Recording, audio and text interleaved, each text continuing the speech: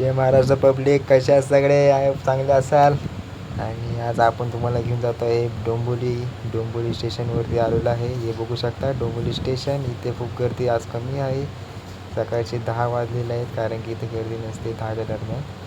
संध्याकाळची खूप इथे या प्लॅटफॉर्मवरती खूप सारी गर्दी असते. तर चला मग आपण जाऊया डोंबिवली सफरला.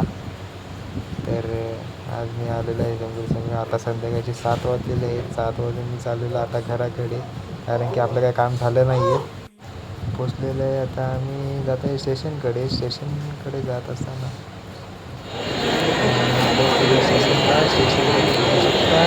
स्टेशनमध्ये खूप गर्दी तर नाही आहे, पण मी या गर्दीचा पाठ आहे.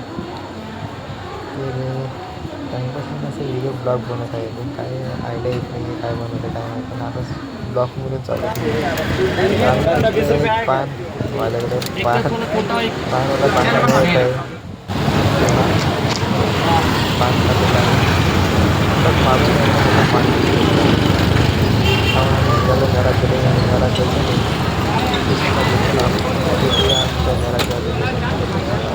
बाय मी तुमच्याशी बोलू शकत नाही. एवढ्या मोठ्या पाण्याला उलटं मला फोटो टाकला आहे आणि तू काय बोलतो ना.